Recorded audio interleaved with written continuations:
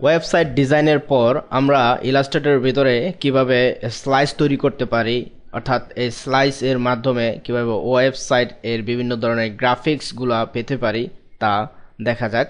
Slice তৈরি করার পূর্বেই আমরা এর বিষয়াদি আরও কিছু জেনে নেই, যেমন কিভাবে সিলেক্ট করে স্লাইস তৈরি করতে হবে। একে সিলেক্ট করলাম, একে সিলেক্ট করলাম, একে সিলেক্ট করলাম। সিলেক্ট করার পর অবজেক্ট থেকে স্লাইস, মেক অথবা create from selection. Create from selection থেকে করা হয়, তাহলে যেগুলো সিলেক্টেড অবস্থায় রয়েছে সেগুলোকে স্লাইসে পরিণত করবে এবং স্লাইস এর নাম্বারিং অটোমেটিক্যালি এখানে চলে আসবে। স্লাইস থেকে মেক এ ক্লিক করি, তাহলে স্লাইস তৈরি হবে। তবে সেই ক্ষেত্রে যেগুলো স্লাইসে পরিণত হবে সিলেক্টেড অবস্থায় সেগুলো আলাদা আলাদাভাবে আমাদেরকে দেখাবে। ফ্রম সিলেকশন থেকে যদি আমরা করে থাকি সেগুলোর ক্ষেত্রে দেখা যাচ্ছে অবজেক্ট, স্লাইস, শুধুমাত্র সিলেক্টেড অবজেক্ট যেগুলো এক সারিতে রয়েছে সেগুলোকে একটা হিসাব করে স্লাইস তৈরি করবে। যদি আমরা এর প্রত্যেকটি অবজেক্টকে সিলেক্ট করে স্লাইসে পরিণত করি, অর্থাৎ মেক এ ক্লিক করি, তাহলে অসংখ্য স্লাইস তৈরি হবে। দেখা যাক, অবজেক্ট থেকে মেক, আপনারা দেখতে পাচ্ছেন এখানে অসংখ্য স্লাইস তৈরি হয়েছে এবং সেই স্লাইসগুলো নাম্বারিং করা হয়েছে। এগুলো কি ধরনের স্লাইস? আমরা যদি টুল এর সাহায্যে স্লাইস তৈরি করতে চাই, তাহলে এখানে যে স্লাইস টুলটি আছে শিফট কে শর্টকাট কি এর সাহায্যে সিলেক্ট করে ম্যানুয়ালি স্লাইস তৈরি করতে সক্ষম হব। প্রথমে মনে করি এখানে স্লাইসে পরিণত করব।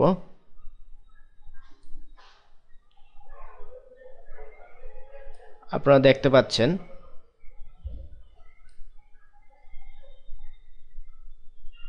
কিছু অটোমেটিক্যালি স্লাইস তৈরি হচ্ছে।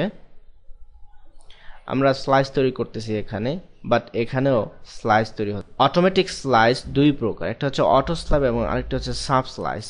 যেগুলো অটোমেটিকলি তৈরি হচ্ছে সেগুলো হচ্ছে অটো স্লাইস, এবং যেগুলো এর বাইরে তৈরি হয়, এখানে যে স্লাইসগুলো দেখতে পাচ্ছেন সেগুলো হচ্ছে সাব স্লাইস।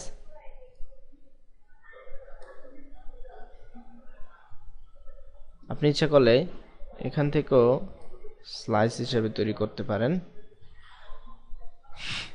দেখা যাচ্ছে যে কিছু স্লাইস অটোমেটিক্যালি তৈরি হচ্ছে।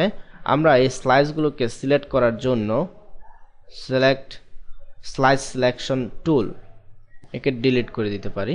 স্লাইসগুলোকে সিলেক্ট করার পর যেগুলো অটোমেটিক্যালি তৈরি হয়েছে যেসব স্লাইসগুলো, সেই সমস্ত স্লাইসগুলো সিলেক্ট করা যাবে না।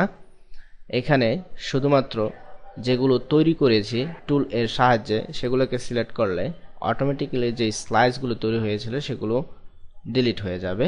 এখন স্লাইস তৈরি করার পর save for web devices option থেকে বেশ কিছু কাজ আমরা করে নিতে পারি।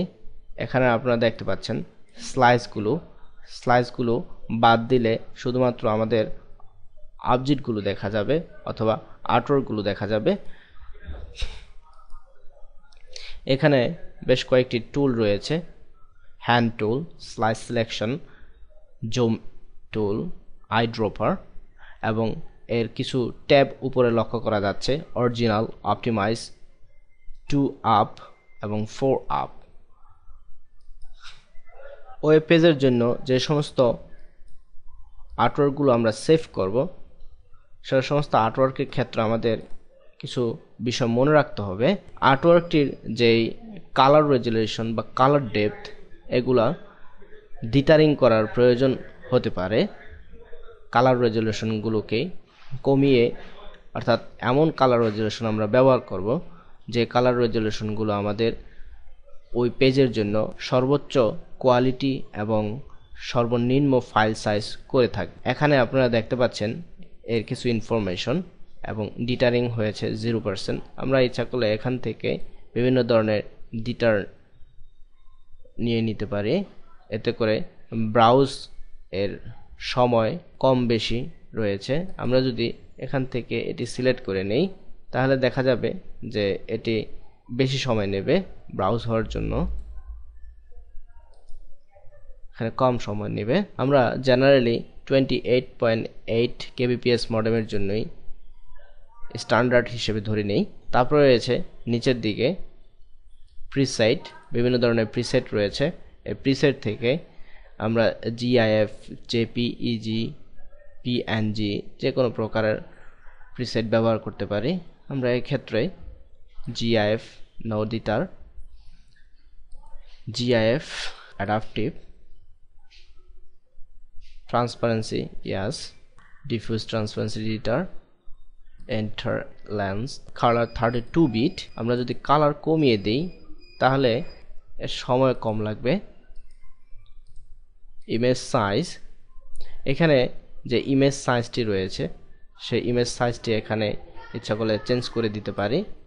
আমরা ওয়েবসাইটের জন্য যে সমস্ত সাইজ ব্যবহার করি তা হচ্ছে 800x600 অথবা 1024x768, অর্থাৎ 1024%। এখানে আমরা এটাকে ইচ্ছা করলে কনস্ট্যান্ট প্রপোর্শনাল উঠিয়ে দিয়ে ব্যবহার করতে পারি।